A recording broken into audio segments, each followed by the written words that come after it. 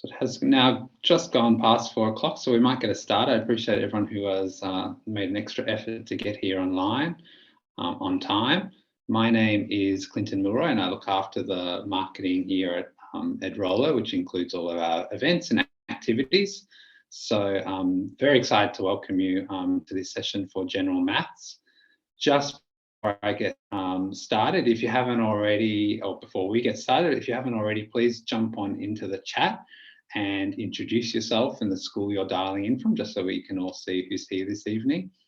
If you have got questions as we go along, I'll be handing to Rob in a second, but if you've got questions throughout, you can either drop them into the chat, or you can also use the Q&A function, which is at the bottom of the screen. The Q&A function means that people can vote up questions that they want to see answered, but also means they don't get buried in the chat. But we'll be stopping periodically throughout this evening, just to make sure that we can answer any questions that you might have. I'd of course like to begin by acknowledging the country that we're all gathered on in various parts of Victoria, as we saw in the chat there, people dialing in from across the state. For us here in the CBD at Edrolo HQ, and where I am in Hawthorne, it is the land of the Wurundjeri, Woiwurrung people and the Bunurong of the Kulin Nation, and we pay our respects to elders past, present and future, and extend that acknowledgement to the country in which you're all gathered across Victoria this afternoon, wherever you might be. Just quickly as well, before we get into the content, I just want to let you know, given that you're all maths teachers, that we have just launched a new Year 7 textbook and digital resource for Year 7 maths. We also have science and humanities coming later this year, but the Year 7 maths resource is the same quality that you would come to expect from Edrolo in terms of the print and digital resource, video lessons, etc. So if you're interested in that, or you have colleagues that might be interested, please let them know, and we'll have contact details later on that you can get in touch if you'd like to trial or see that resource. I've also just got up on screen here our accounts across social media. If you're not already following us, if you're on Facebook, LinkedIn or Twitter, please go along and follow us. We are sharing news, events, PL activities. We also have some giveaways coming up, lots of stuff happening there across the social channels, so you can stay across what's happening and all the latest updates, including in the VCE space and what happens in term 3 and 4 as we look to work on further on the new study design. Without further ado, I am now going to hand over to Rob, who is going to be taking us through the rest of this session. So over to you, Rob. Excellent. Thank you very much for that. Okay, so I guess first of all, starting a little bit about me. My name is Robert. I've got a little bit of a history in a bit of everything, actually. So started in a Bachelor of Biomedical Science, did microbiology and immunology, then moved over to do my graduate diploma in education after that. And that was actually mainly in science, so science and biology. And then after starting teaching, I actually moved into, I did a graduate certificate in teaching religious education, and then finally came back to something that I very much love, and I did my graduate diploma in mathematics teaching and leadership. I've taught for 11 years in a range of different subjects, as you can see there. And I have been the head of data analysis and head of mathematics at a school in Werribee. I'm currently the manager and the lead author of Team General Maths here at Edrolo, and I am really excited to show you some of the new content that's coming up in the study design and how we are addressing that here at Edrolo. And you can see a picture of me there with my father and my 2 children. I think I've converted my kids successfully to be Melbourne supporters. We've got our little moment at the moment about of being proud of our club. So yeah, I can just take that moment to be proud of that.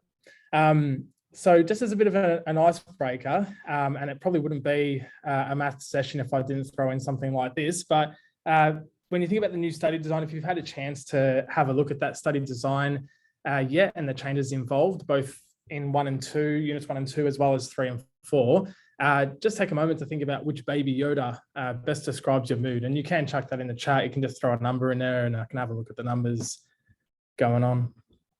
Just give you a moment or two to have a look at all the cute faces. I can see a 10 there. Chill. Jacob. Exhausted. Oh, there's a couple of exhausteds. Yeah, excellent. A happy. I've seen a couple of happies, which is fantastic. That's a good start.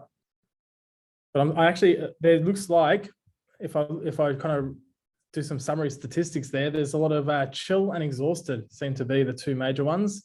Fascinated. I've got a few fascinated, which is fantastic. Excellent. All right. So that's actually really interesting. All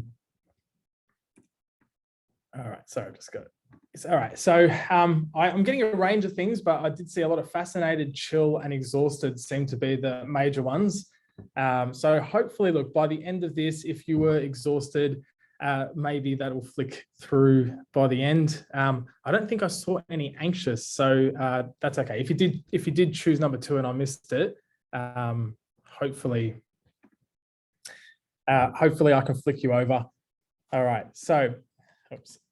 So today, what we're looking to do is we're looking to understand the content changes in each area of study for all units. So that'll be 1 to 4. And we'll also show you how Edrolo is planning to implement these changes, or help you to implement the changes in your classrooms. I guess the big thing is that I will try and move through some things. Like there's a few slides of quite a lot of heavy, like it looks kind of heavy, but I will try to kind of summarize that into ways that will, I think, seem a little bit clearer to you. And you'll see in a lot of cases how much hasn't changed, and there's been a lot of shuffling around, I think, in a lot of cases. So we'll have a look at that as we go through. So we will look at Unit 1 and 2 first, and then we'll move to Unit 3 and 4. I do feel like most of the change is occurring at the Unit 1 and 2 level, actually, and then Unit 3 and 4 has less changes within the components that are still included, and then so we'll look at what that looks like as well. So we'll start with the Unit 1 and 2 changes. Just move that out of the way. So probably the first key thing is to look at the structural changes. And the first thing that we notice is that Unit 1 and 2 is now split up into 2 distinct units. It used to be a big umbrella of just everything just under a 1 and 2 umbrella altogether. But now there have been specific areas of study attributed to Unit 1 and Unit 2, I think just to add a little bit of structure, but also there were a bunch of rules at the beginning of the study design on how to select content that have all been removed. So that's things like, for example, that you must cover 4 or more topics in their entirety, selected from at least 3 different areas of study.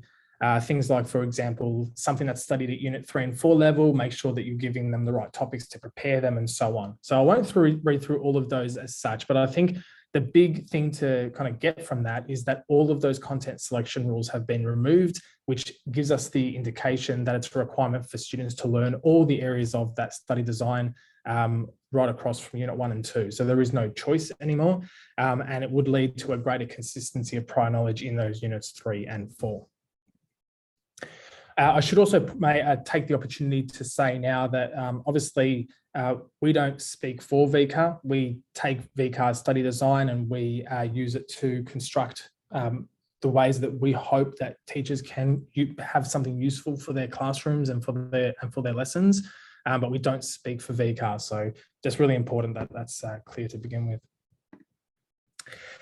So this is the new structure. So you can see Unit 1 and 2 broken up here. You can see that, so some of the kind of interesting things is that you can see investigating and comparing data distributions is in Unit 1, and it's separated out from investigating relationships between 2 numerical variables in Unit 2. So that's one thing that kind of draws my attention straight away. You can also see that things like your number patterns and recursion and your financial arithmetic have been combined into one topic, which is arithmetic and geometric sequences, first order linear recurrence relations, and financial mathematics. So that's all one big overarching topic now. You've got the third one being, again, a combination of previous linear graphs and models and linear relations and equations. Those have been combined together to create linear functions, graphs, equations, and models. And finally, in Unit 1, you've got matrices.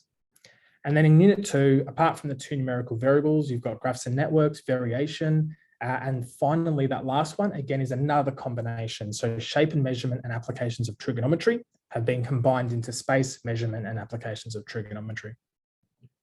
What you'll find with the combination ones, and we'll have a look at this in more detail in a second, is that there has been a fair few cuts or merging of some of these the old dot points to kind of make way for these mergers to happen. Okay, and we'll go through that, like I said, in a second. Before I go through that, one thing that I do want to make a note about is the mathematical investigation in the study design. So VCA have added a 1 to 2 week investigation. There's one of those in Unit 1 and another one in Unit 2. So with that, obviously it's 1 to 2 weeks in the first semester, basically, and another 1 to 2 weeks in second semester. These are practical, or they're an exploration into practical or theoretical contexts or scenarios, and they're based on the areas of study in that particular unit and an application of the key knowledge and skills and the outcomes. And with these, they're incorporated into the development of the unit. Okay, so they're not kind of like a separate little thing. They're not like a separate outside of those areas of study. It's somehow incorporated in. And you can use these to assess the outcomes. They've identified 3 core components to those mathematical investigations. First of all, the formulation of some sort of question or investigation by the student. After they've formulated that, they explore that concept, that question, that idea, and finally they communicate or present something from their findings. And the study design actually does go into some detail as to some of the topics that you could possibly look at, things like wind direction and speed at different geographic locations around the state, using matrices to represent inventory or sales, and so on. So there's a few interesting topics in there. On that, I think in terms of, because the data is changing all the time and there's needs of each school are highly personal, and there's most likely you will make this part of your assessments is the assumption, we did feel it best to leave that application of this to schools. There is content throughout, and we'll go through a lot of the different content changes and things that we're doing at Edrolo to help implement things that will help you with this investigation. But there is nothing like, we don't have an individual or unique solution for this particular investigation. The other note I will make before I get any particular kind of questions on that, just that kind of structural change stuff, is about computation and practical arithmetic. This was a separate area of study in the old study design, and this has been removed as a standalone topic. Instead, what they've done is that they've basically incorporated every little bit of the different dot points that were in that curriculum, in that area of study, into other areas of the study design. And so this particular slide shows you what the curriculum point was. So you can see here things like order of operations, directed number, scientific notation, and so on. A lot of those have moved into the space measurement applications of trigonometry. So things like scientific notation, exact and approximate answers, and rounding. They are now specific dot points inside of that particular area of study. The others are just considered required knowledge because they will come up throughout the topics as you go through them. So not necessarily, the rest of them aren't specifically listed, but they are kind of the things that you will need that underpin the rest of what the other maths that you do. The efficient mental and by hand estimation, that's actually listed in the introduction for the outcomes as an expected skill. The effective use of technology is now listed specifically as assessed in outcome 3. And the orders of magnitude, units of measure, and so on, they're listed in the outcome 1 key knowledge for variation. Use of ratios and proportions and percentages, that's now included in the arithmetic, geometric sequences, and financial mathematics. And finally, the unitary method and rates and ratios and proportions are also listed in financial mathematics. So they've been distributed out into the different spots. So before I go into specific content changes in the dot points, I just wanted to ask if there are any questions that might have arisen through there. Rob, there is one from Sarah. Sarah's asked, is variation networks? No, so networks is its own separate thing. So variation is what leads into what's the word I'm looking for? Sorry, give me a sec. sometimes when I'm nervous, I'll just lose the word. The variation of data. So taking something from something that is not linear, such as your squared variations or logarithmic variations, and converting the data into something that we can use on a linear scale, which leads very well into something that you do in your data analysis topic in Unit 3 and 4. So that's what variation is. That's the only question. We'll move on. Okay, awesome. Awesome.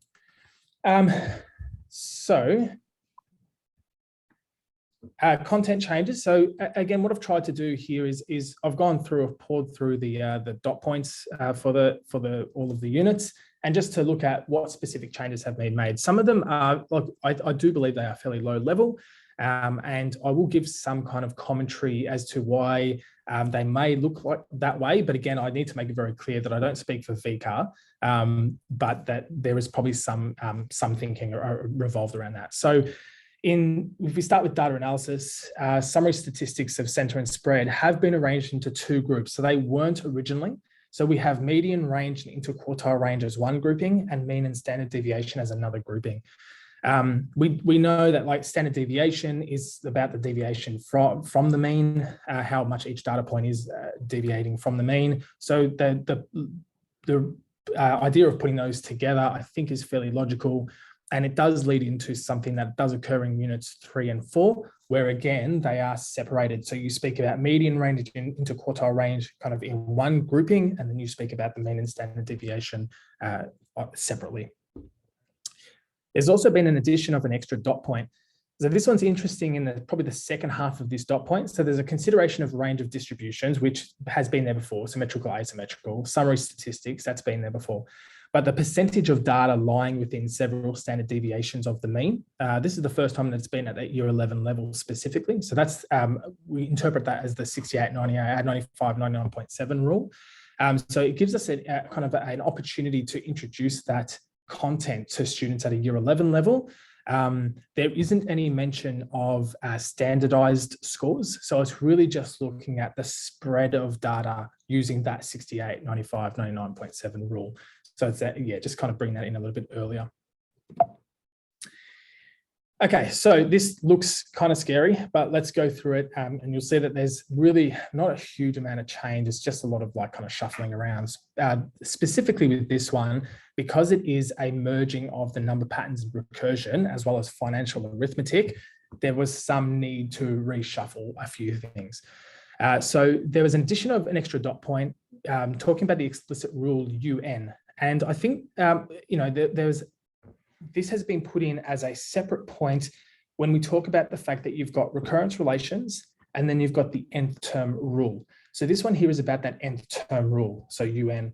And so there's a clear distinction between making sure that students understand how to generate a recurrence relation and then how to create an nth term rule. Okay, so and again, I'm reading between lines thereof that's really to make sure that they are clearly split and separated. There has been reference to the specific recurrence relation forms. So actually listing them out as U0 equals A. There has been some change in lettering there as well, but everything has been changed to now having basically U's everywhere for that term. So making, like, again, this is just being very specific with these are the formulas that are used for a geometric and arithmetic relation. So they're made very clear and specific. So probably things that we've already been doing in some form or another, but just being very specific in the study design now. There was an addition of reference to investigating the behavior of sequences. So increasing, decreasing, constant. So they're probably ones we've all looked at before. Oscillating is an interesting one. So that kind of ones that would vary up and down, as well as limiting values. So that's all been included into the study design. So oscillating and limiting values are fairly interesting ones. I think they're kind of brand new to what we'd normally do. So they're additions in there as well.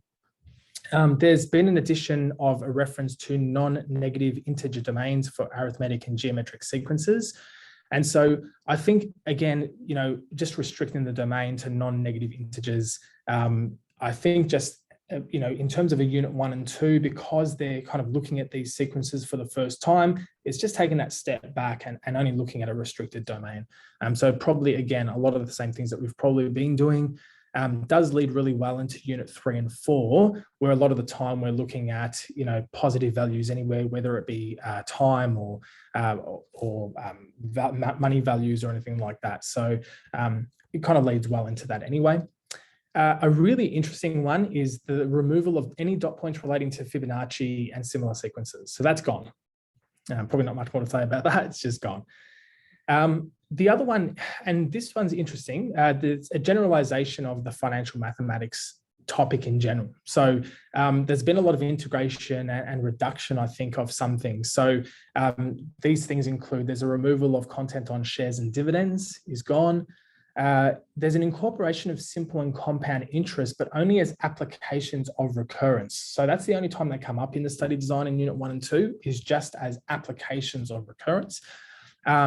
There's a retention of percentage change, markups, discounts, as well as GST, and then also retention of inflation and spending power of money.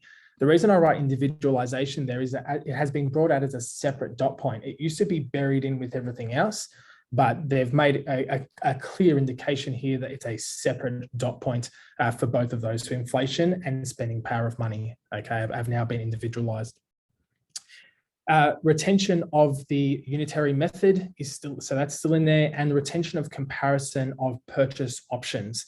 The only difference here is that it probably could go either way, whether you liked or didn't like the name time payments or hire purchases. Those references have gone, and it's now renamed to buy now, pay later schemes.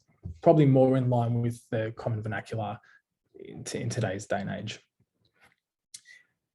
So area of study 3, which was the linear functions, graphs, equations, and models topic, there's a removal of all dot points from the original linear relations and equations topic. So it's complete, every single dot point from that topic has now gone, but there are implications that these skills are still embedded within the topic at various points.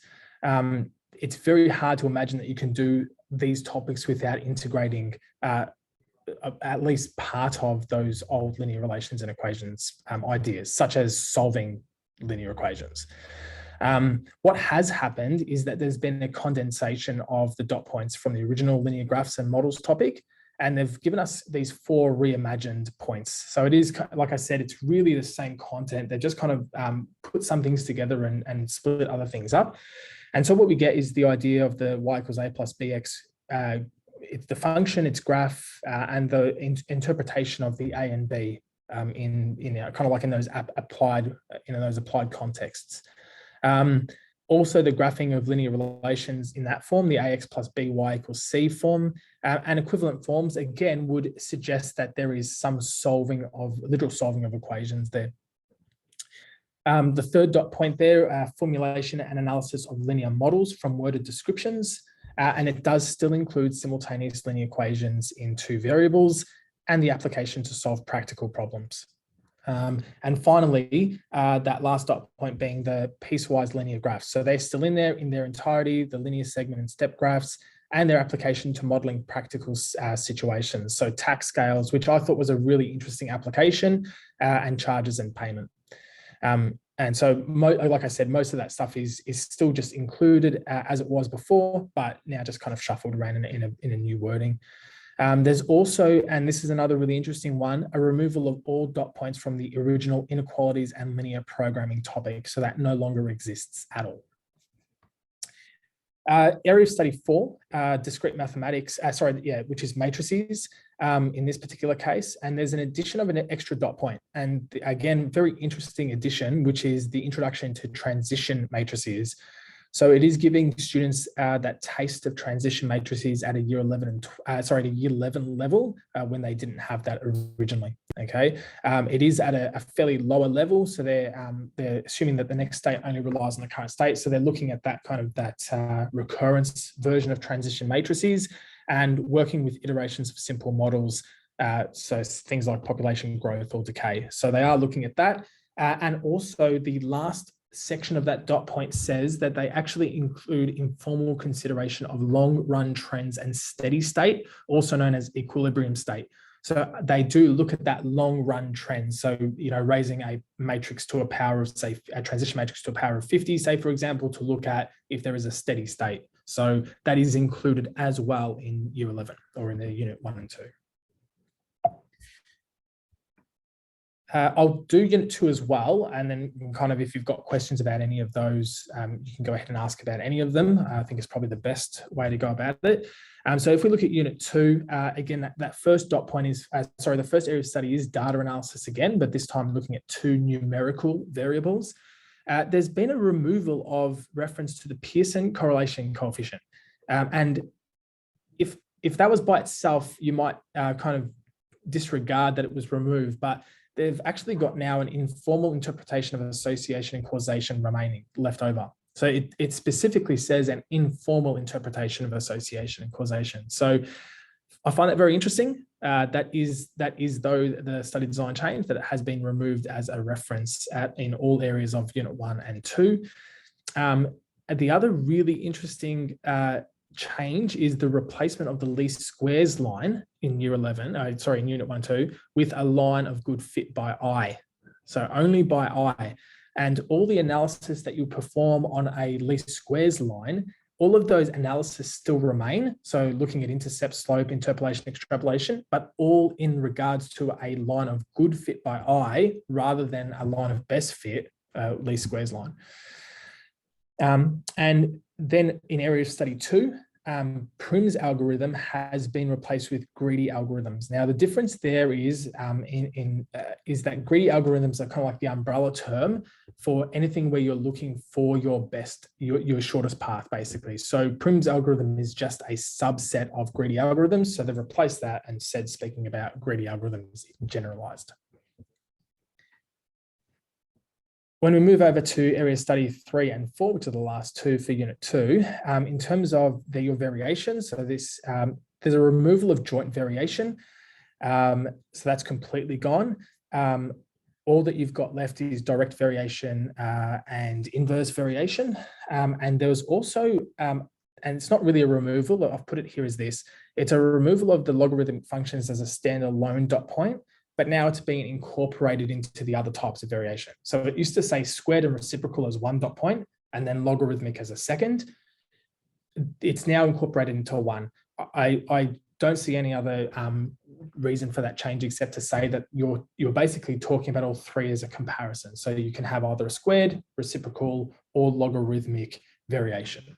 Okay, that's the only changes there.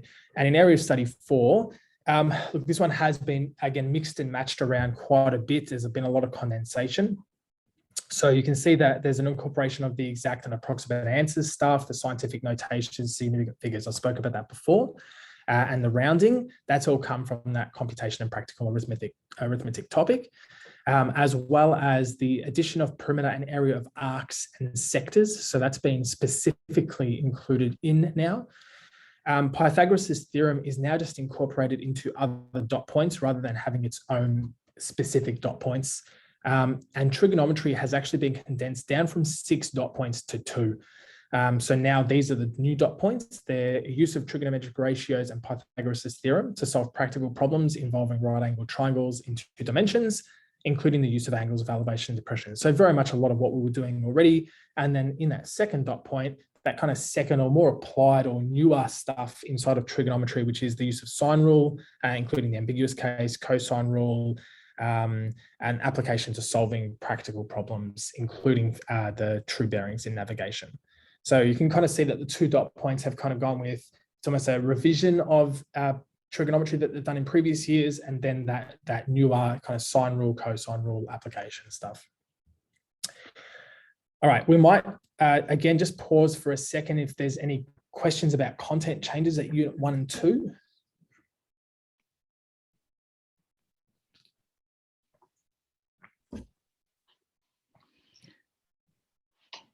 I've either explained that really, really well or I've bored everyone to sleep. It's one or the other. They're processing. It's a lot of information to take in. There is, isn't there?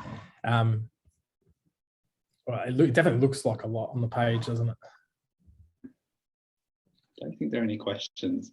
But we are also going to share contact details later in the slide. So if people don't have questions on the spot, they can always send them through to be answered as well. Yes. And we will be sending out a copy of these slides to participants as well. So you'll have all of this information that we've prepared for you as well as a couple of other things that we will send your way, which I'll explain a little bit later when it comes up in context. So there's a few things that you will get sent to you as well. All right, so we'll continue on. Yeah, no problems, Josh. Okay, so assessment changes. All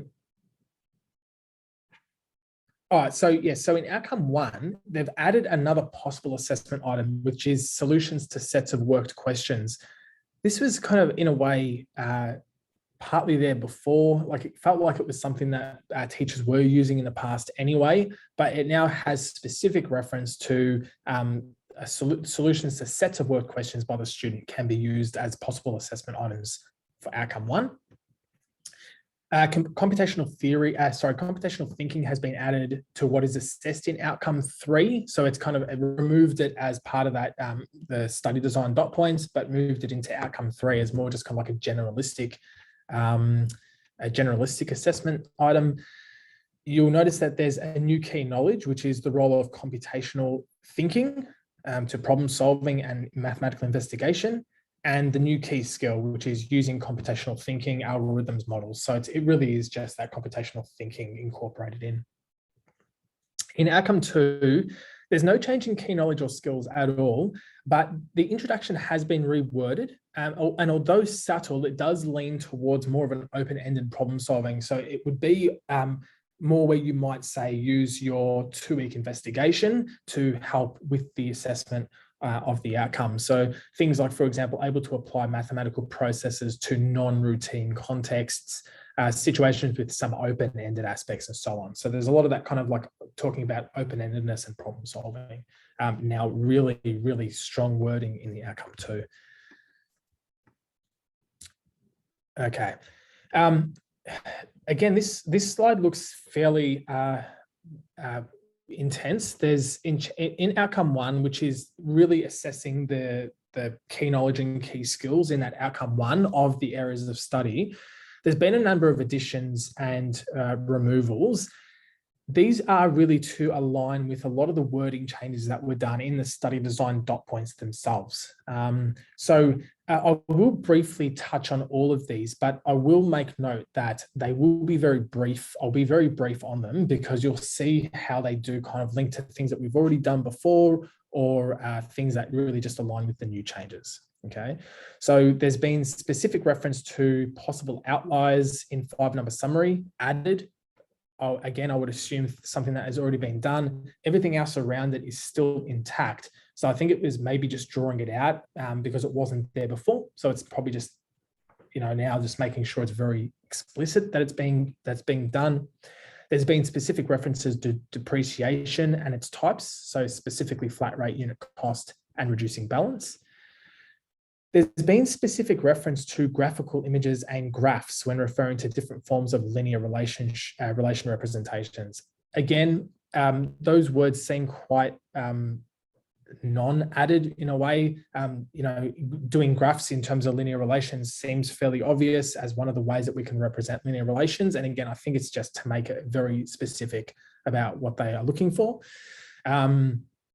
Simple communication matrices and their application, as well as regular transition matrices and their identification, have been added to the matrix key knowledge, which again just reflects the study design dot point. Again, another thing about constructing a transition matrix to model transitions in a population with an equilibrium state has been added. Constructing graphs, digraphs, and networks and their matrix equivalents to model and analyze practical situations has been added to the graphs and networks. There's been specific reference to the arcs and their lengths and sectors and their areas. And again, that's just a direct, making sure that it's covered in both the study design and the outcome. And the reference to least squares line has been replaced with line of good fit by eye, as well as Prim's algorithm replaced with greedy algorithms. So again, you can see that there's just an alignment of all those different changes that are in the study design are in here as well, basically. In terms of removal, all knowledge and skills relating to inequalities in linear programming gone because the whole area of study was gone. There's been a lot of deletions in financial arithmetic. What I found interesting, and all I can say is the word interesting here, is that some didn't quite seem to align with the curriculum changes. So there seemed to be some changes in the study design points that didn't quite match up with the financial arithmetic. References to purchase options has been removed, even though purchase options is still in the study design dot point. And generalized growth and decay regarding geometric sequences has been removed. So yeah, just a couple of deletions there. Oops. And in terms of computation skills that were covered in outcome 3, they've been removed from outcome 1. So these used to be obviously covered in that specific area of study, which is the order of operations and so on, those 3 dot points. But because they're now just assessed as a general skill in outcome 3, they've been removed from outcome 1. Everything about Fibonacci sequence is removed. And also identify, and this one's interesting, identify the sufficient sets of information to determine a triangle has been removed. So the different ways that we could identify or determine a triangle have now been removed, as well as references to the correlation coefficient. So again, that idea of the correlation coefficient not being in units 1 and 2 would be backed up by the fact that it's also been removed from the outcome, from outcome 1 as well. Okay, so yes, so that's unit 1 and 2, and I will say straight off the bat that is where most of the changes have occurred. So if that was overwhelming, I would say that's 90% of the changes seem to happen at unit 1 and 2. I think in that, obviously, that shift to looking at how it best aligns with units 3 and 4. But are there any generalized questions about unit 1 and 2 at all?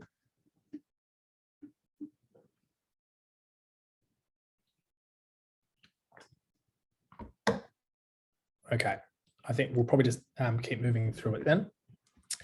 So unit 3 and 4 changes. Oh wait, the question just came through. So yes, Sarah, to answer your question, are they still using Pearson's correlation coefficient in unit 3 and 4? Yes. And Erin, we're going to show you a couple of things in a second about ways that we're addressing the course completely. So I'll get to that. Hopefully I can give you some answers to that too. So structural changes at unit 3 and 4, I think one of the greatest changes, just as a personal opinion, is that further maths has been changed to general maths units 3 and 4. So it's all one lovely looking course altogether. There's been, and again, probably the biggest change here is the removal of modules. So there is no choice of modules anymore. I would assume that a lot of people would be already very aware of that. So there used to be 4 modules: matrices, network and decision mathematics, geometry and measurement, and graphs and relations. The last 2 have been scrapped. And so now what we have is just these 4 core topics. Basically, it's just all one consistent curriculum. So we've got data analysis, recursion and financial modeling, matrices, and networks and decision mathematics. So there are 4 topics at a unit 3 and 4 level now. So we'll have a quick look at some of the changes. And again, you can see how much less there is here. When we look at investigating data distributions, there has been a removal of the population and sample conversation. So that's no longer there. The random numbers is gone. So there used to be an idea about generating a random set of numbers. That's gone. And they're used to draw simple random samples. Okay, so all of that stuff about the conversation between population and sample and differences, that's all gone. And so, yeah, so everything to do with that is removed as well. And inside of investigating association between 2 variables, they've removed this specific statement, which is the non-causal explanations for an observed association, including common response, confounding, and coincidence. So that's been removed. Also, the discussion and communications of these explanations in a particular situation in a systematic and concise manner. So that's all, that whole thing is gone, again, which is fairly interesting, but yeah, so that discussion about the non-causal explanations is removed. In area of study 2, in recursion and financial modeling, there's an inclusion of the recurrence relation form, specifically in this. And what you'll notice with this particular recurrence relation is that it's got the common ratio, that R value, as well as the common difference, the D value, all in one. So looking at it as a combined, which obviously we look at when we're talking about things like reducing balance loans and so on. So that's that specific reference to that form of the relationship. I will also make a point at this stage. Something interesting as well about the study design is that there is area study 1 and area study 2 for all of unit 3 and 4. So unit 3 and 4 has just a massive umbrella over both of them. Area of study 1 is the data analysis topic, and area of study 2 is everything else, which I find interesting, but that's just the way that it is presented in the new study design. So area of study 2 is discrete mathematics, but comes under 3 kind of subtopics, so to speak. So the first one being recursion and financial modeling. When we move over, we also again see that these are still part of area of study 2. They're discrete mathematics, but there's the topic of matrices and then the topic of networks and decision mathematics. So in matrices, there's been a removal of, and again, a very interesting removal of systems of linear equations and the solution of these equations as an application of the inverse matrix. That's been removed. The concepts of dependent systems of equations and inconsistent systems of equations, and there's a fair bit in that particular dot point. But a lot of it, well, basically all of it relating to solving systems of linear equations using matrices, which again was a fairly interesting one to remove, but that's what has happened in the study design. And the other interesting one in transition matrices is that there's been the addition of the Leslie matrix, which is a biological transition matrix, basically. And so that's been included in the curriculum for the first time. It has been in the curriculum for other areas. So like in the Northern Hemisphere exams, this has come up, but it's never been in the Vic curriculum. So that's been added in. And networks and decision mathematics, there's been no change. I'll keep moving through this and we'll get to the end of unit 3 and 4. We'll ask questions, I think, about all of it because there's a lot less in this. Again, in that outcome 1, there's been the solutions to sets of work questions has been added as a possible assessment item. So it just gives you that extra variation when looking at the assessment for outcome 1. The same thing about computational thinking has been added to the outcome 3. So that's consistent. And also outcome 2 is consistently reworded with what they had in unit 1 and 2. So that you'll see that this slide basically is the same, okay? Interestingly, then, when we look at the assessment changes in terms of weightings, so the school assessed coursework at both unit 3 and 4, they've both risen. So in unit 3, the school assessed coursework has risen from 20 to 24%, and in unit 4, it's gone from 14 to 16%. And what that has kind of led to is the exams have dropped slightly. So from 33% each to now 30% each, so a 60% total of the total mark. In terms of changes in outcome 1, again, you can see there's a whole lot less. And again, there is that kind of idea that it's just linking up with any of the smaller changes that have been made. The additions, so the coefficient of determination and its interpretation has been added. Now, it's always been there in the dot points, but it wasn't in the outcome. So it's just been added to the outcome. I think, again, just for that consistency, I would assume, because it's still in the dot point anyway. In terms of recursion and finance, they've replaced the old form of the recurrence relation with something new. They used to have a B where the R should be. So again, I think that they've just replaced this for consistency with the dot points.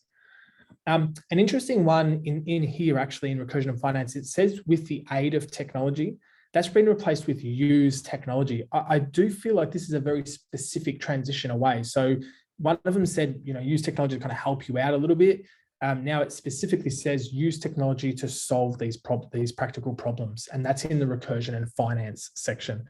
So they, again, without speaking for VCAR, I do believe there's an emphasis here to say, make sure that students are using the technology to solve these problems. In matrices, there has been specific reference to the determinant for transition matrices added in key knowledge. And in networks, there's been a reference to Hamiltonian paths. Again, this is purely just because it was in the study design dot point. wasn't reflected in the outcome. And also reference to Prim's algorithm in the key knowledge has also just been added to make sure that everyone knows that it's part of the outcome.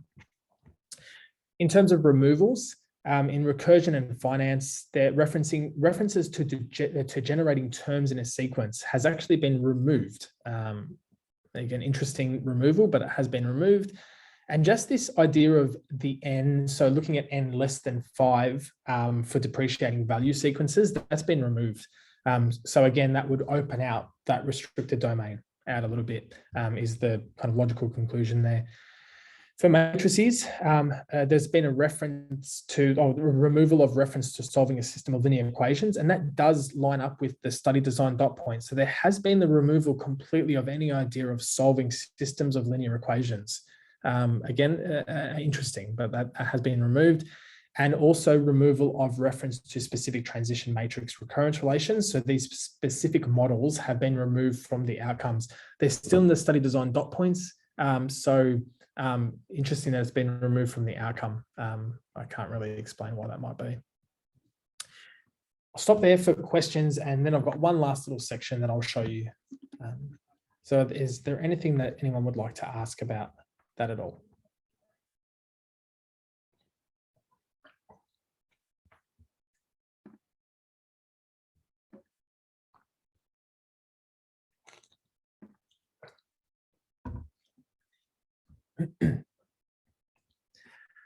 Okay, I will assume that I will move on. So I wanted to show a couple of things that we're doing at Edrolo to help with these changes in the study design in their entirety. So one thing I've kind of alluded to a couple of times is that sometimes there does seem to be, and again, I don't have an explanation, but there seems to be some slight inconsistencies between study design dot points and then the outcomes that are based on those study design dot points. One very clear example I can give you actually is bridges at unit 3 and 4 in networks. It doesn't turn up in the study design dot points at all, but it is in the outcome. And so depending on where you look, there might be some confusion as to what's actually included in that topic. What we've done at Edrolo is we've looked at the study design in its entirety. We've looked at the introductions, the dot points, all key knowledge, all key skills, and the outcomes, and combine them all into a master set of knowledge and skills that students will require for these studies, right through from unit 1, right through to unit 4.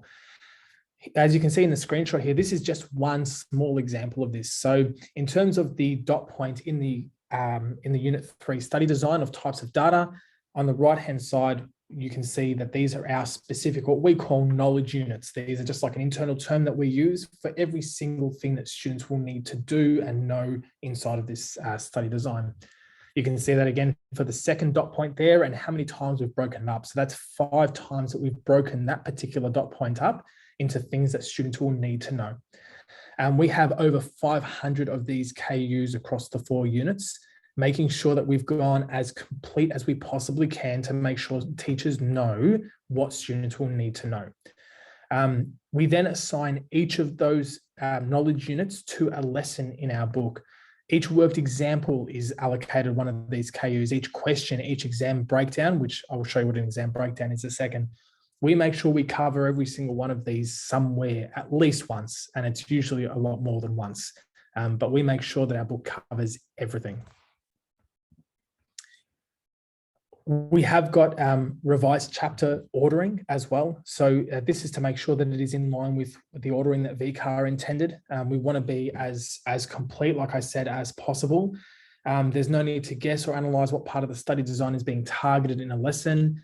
You can see with the planning that we have here at the bottom. So this is a unit plan that we, again, will send out. This is a document we will send out to every single participant. Basically breaking things down into lessons. So each lesson, each theory lesson, what the lesson is called, the study design dot point that is covered, as well as our knowledge units, but in this case, we're calling them the key concepts, broken down into each one of those lessons. So this is a complete unit 1 to unit 4 solution. And again, it will be something that will be sent out to every participant. Cool, so I'll keep moving. A couple of things that we are going to be providing online. We will have end of chapter reviews. This is actually the first for our Edrolo units 1 to 4 textbook. We didn't have chapter reviews before. One thing that we really wanted to do with our textbooks, with already having such a high quality resource, we wanted a level up from that. We wanted to look at the questions that are in each lesson and say, well, what can we do on top of that? And it's to link multiple content points from all of those lessons in a chapter into chapter review questions. So these questions will be very carefully curated into making sure that students can actually join the skills together. It will also provide teachers and students with support in seeing summaries of how content has been shifted around in the units 1 and 2. So you'll see all those there's summary little content pieces, and these will kind of really give you a visual summary of the topics inside of that chapter. In terms of the review, we thought a lot about how review might look, whether we put like a whole bunch of dot points to review the notes from the chapter. But we've opted for something more visual, so printable resources, so little things in little boxes or little tables that students can print and cut out if they're making their own bound reference, that they can actually just use for these bound references, something again, this is online, so that students will be able to print them out. The other thing that we're looking at, in terms, especially because there's been such a that increase in percentage for the SACs in assessment, we will be providing area of study reviews at units 3 and 4. So again, this is the next level up, or the next scaffolding of question type from a chapter review, and looks at the entire area of study and will provide SAC style questions to use as the practice for those moving forward. In doing that, we've analysed a bunch of stuff that VCAR has published about practice SACs and possible solutions in that area. We've looked at the kinds of dot points from the study design that are being targeted with each of their practice SACs and all of those examples that they publish. And we're looking at using those then and providing our own area of study reviews that will be targeted questions for that area of study.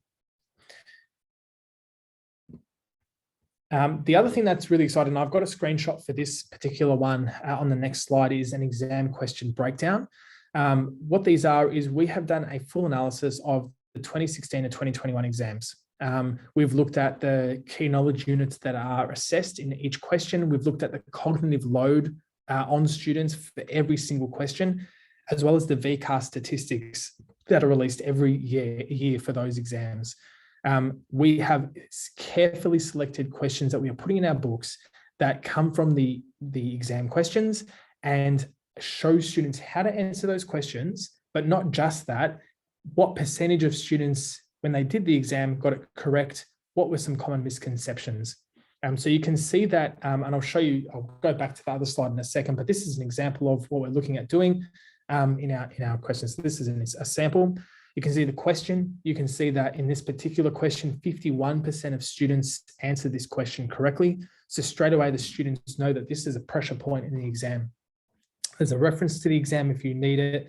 And then we break down the solution to the question, as well as actually show that 19% of students incorrectly answered option D and why they have actually answered that question. So not only showing an answer, but showing them how to avoid common mistakes. So there'll be one of these unit 3 and 4 level. There'll be one of these in almost, I'm talking about probably 95% of our lessons will include one of these exam question breakdowns. There are obvious exceptions for things like a Leslie matrix, which hasn't been assessed at a VCAR level. So there are the obvious 1 or 2 exceptions that I can't say 100%, obviously. But this will be in addition to exam questions. So there will still be an extra 3 or 4 exam questions inside of every single lesson that will have fully worked solutions at the back of the book that follow that same idea as well. It will show them common misconceptions and why they are the way that they are. All of this is in addition also to things like a calculator quick lookup index. So each area of study at unit 3 and 4, as well as every chapter in the unit 1 and 2 books, will have a calculator quick lookup index. Coming from teaching myself for 11 years, too many times I see students flicking through, a 900-page book or whatever it might be, looking for the calculator examples somewhere embedded in there. So at the front of every area of study for units 3 and 4, or the chapters in units 1 and 2, we will have a calculator quick lookup index to tell them exactly where they can find the particular skill for the calculator. We will include TI Inspire and the Casio calculator screenshots in our textbooks. We've done a complete redesign of both books. The books were fantastic when they were released in 2016, I believe. A lot has changed in terms of the design of books in that time. And so as I can show you on this next page, this is an example of what we will be doing with our new version of the textbooks for next year. Clearly showing the study design dot point at the very beginning, so you know exactly, with all the changes in the curriculum, in the study design, you will know exactly what study design dot point is being targeted in that lesson.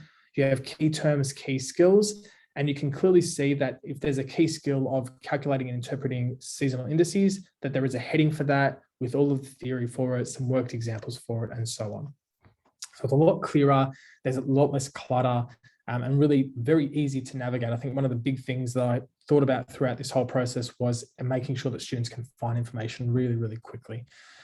So that's what we're looking at there. Like I said before, there's no clutter. So we haven't added things in the textbook just because it'd be a great selling point. I added things into this textbook that I know that students and teachers will use.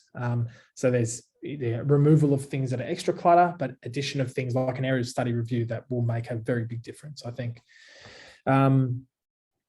We've fully analysed every single question from our previous textbook and made sure that they align to the new study design. Where they don't, we've removed things, added things, scaffolded appropriately for that, as well as extensive theory rewrites in our books to make sure there's a consistency from Unit 1 to Unit 4. Okay, so got to the end. May or may not ask this question. I'll ask it. How are you feeling now, baby Yodas?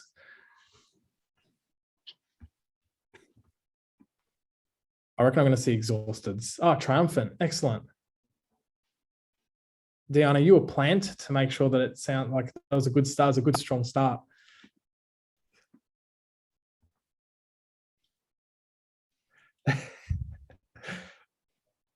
Happy? There's a lot of happies. I'm glad.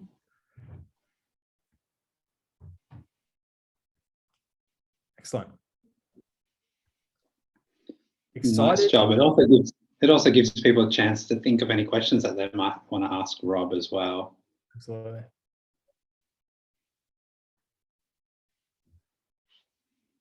Yeah, Sarah, I hear you, Sarah. Sometimes a little bit interesting, but that's why hopefully we've put in the work on our end to make those study design changes really clear. I hope. I do strongly believe that, actually. We've done a lot of hard work with synthesizing like the whole study design. So, any other questions for Rob? Otherwise, have a think about them. I see Josh has asked one, but it might actually be for Dion, who's about to give us a really quick walkthrough of the online platform, and we'll be able to answer the question about copies of new textbooks, etc. So we might throw to you, Dion, and it gives people another couple of minutes to think of their questions for Rob, who's going to be sticking around. So over to you, Dion. Yeah, sure thing. That question, I might just address that. When could we expect to receive access to a copy of the textbook? So our textbooks are typically available for early commencement period. So in October, November, we have them available online, and then they're printed and released and sent to schools in January in time for term. So I'm going to speak for, it's 4:59. I'm going to speak for about 4 or 5 minutes. Just very, very quickly on how you can trial the current maths textbook and particularly the online resource this year for free. I'll give you a link at the end which you can note down. So that's for those of you who aren't using the textbook currently. You can trial it for free. But what I'll do is I'll just quickly share my screen. Oh, Robin, if I could get you to stop sharing your screen. Great, thank you. So very, very quickly, I just wanted to mention that we do have, as many of you would know, a bunch of other textbooks. We've actually got 14 textbooks. And obviously there are a bunch of textbooks that have the new study design that are coming out next year. And there are some of the covers, if you like judging books by their covers. We also have a Year 7 science resource for both science, or Year 7 science resource and a Year 7 maths resource. So if that's something you're interested in, we've got about over 100 schools that are trialing these resources this year. It's a really, really good opportunity to trial a resource if you're just curious. And so, yeah, Jess will actually post a link in the chat if she hasn't already, showing you how you can trial that this year as well. But what I'm going to do now is I'm going to give you a quick demo of the platform, the maths platform. Robert's just showing you all the ins and outs of the new study design, but I want to show you what it actually looks like on Edrolo if you're not currently using one of our textbooks. So I'm actually logged in as a student here, and you can see that the student view as well as the teacher view is broken down into chapters, and every topic has a set of videos that students can watch, or you can watch as teachers for your own PD. And also it has this column here, which are all of the questions from the maths textbook, and they've been digitized. And I'll show you what that looks like for a student in a second.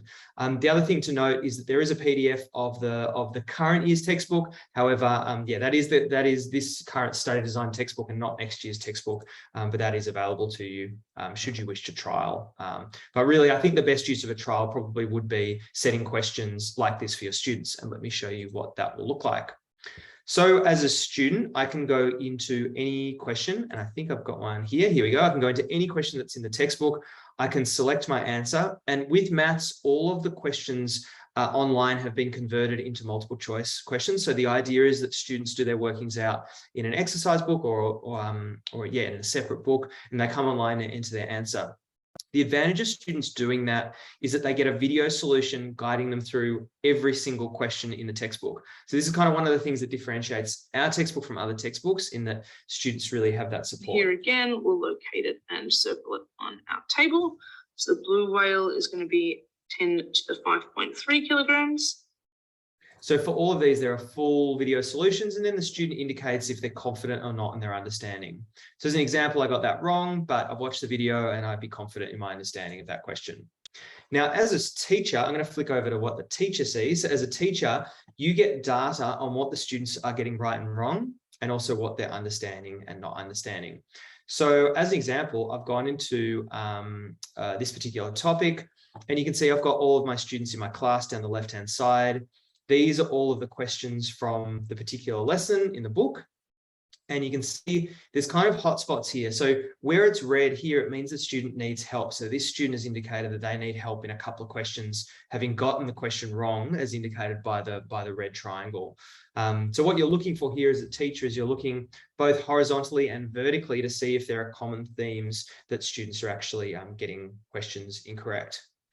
If you want to deep dive into a specific question that your students have done, and you notice, for instance, 10C, many students have gotten this question wrong, but have actually indicated they understand it because they're sort of majority green, you can go in and you can see in a given set of questions where they need help. So 2 students have indicated they need help there. 4 students have indicated they need help with this question. And so what you can see is 17 out of 20 students have done the question.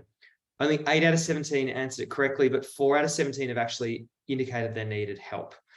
So you can go in and you can have a look at the data there. So the other thing that I'll mention as well is in the next couple of months and leading into next year, we're going to be making changes to the maths platform, which will introduce a whole bunch of new functionality. It's currently actually being built, so I can't say too much about it, but just know that this functionality of students being able to input their answers is going to be greatly enhanced. So yeah, watch this space, because we'll be serving you with more information in the next couple of months. So if you are keen to trial the book and you're not already trialing it this year, I would like you to essentially set aside your textbook for a topic or two, and really just set those online questions for your students.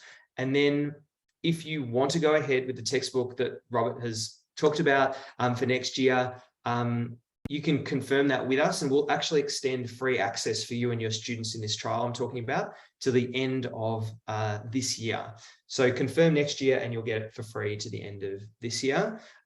If you do the trial, which is generally about an 8-week trial, you don't want to continue with that trial or continue past the trial, then that's all good. We'll just switch off the access, and at least you've gotten to trial the book and the online resource. So if you're not using the maths textbook this year and you're considering using it next year, I would highly recommend now going to edrolo.com.au/mathspl. I'll give you a minute to enter this URL. In fact, I think Jess is also sharing it in the chat, so you can just click on it, fill in your details. It'll take a couple of minutes, and we'll set you up with a trial.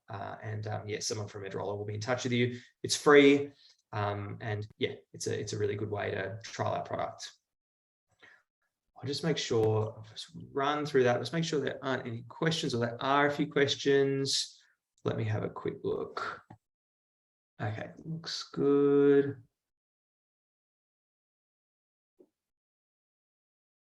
Catherine, you asked, you said, could you just clarify exactly what you mean, Catherine? You mentioned you're teaching physics, general maths. You sound like a physy teacher. Are you looking to trial more subjects? Because if you would like to trial other subjects that we have, you can always do that as well. Yes, Catherine has a question above, Dean, that you might have missed, that says, can I ask for more subjects than what I'm currently teaching? So I think you've just answered it, which is yes. So, yeah, yes, you can. Yeah, that's exactly right. So these are trials that you do with your entire class. Every student actually gets access to it. So trialing is a really good idea if you're considering for next year, because your students get access to a huge bank of questions, video solutions, the data that you get to pick up on as well. So it's a really, it's just a smart thing to do if you're seriously considering using an Edrolo textbook next year, because it also allows you to learn how to use the platform yourselves. I can see that there's already several people that have signed up to the trial. So I've just pasted that URL. So yeah, we'll just give teachers another minute. Any other questions, Clinton, that I missed? I don't think so. And I was just going to put a final call out to any questions for Rob or yourself, of course, Dion. Have we got a textbook for methods? Oh, it's we don't. Robert, I don't know if you've got any intel on methods. It's something that we get asked about a little bit. I don't think there are immediate plans to produce a methods textbook, but speak now or forever hold your peace. Yeah, I don't believe we do have plans for a methods textbook. But yeah, that would be my understanding as well. Yeah, that not in the current plans. Gotcha. Thank you. Any other questions for Dion or Rob? Otherwise, we are going to wrap up very shortly to let you all get on with your evenings. No doubt you've got plenty to get on with. Final calls for questions. We will also be sending out an email over the next day or so with your certificate of participation, as well as the slides and the link to the video of the recording. So please do look out for that, but also pass along the recording if you do have any colleagues who may have not been able to make it tonight. Any final questions for anyone, either Dion or Rob? You've got our contact details anyway. Well, thank you all for joining us this evening. It's been great. It was very detailed, Rob, which is fantastic. And I'm sure everyone appreciates that. I can see the thank yous coming in through the chat. So if you do think of anything over the next few days, let us know. As I said, we'll be sending out an email with all the bits and pieces that we promised throughout the session. So we hope you all have a lovely rest of the evening. Enjoy the rest of the term and the break coming up, hopefully. And we will see you all again soon. Stay safe.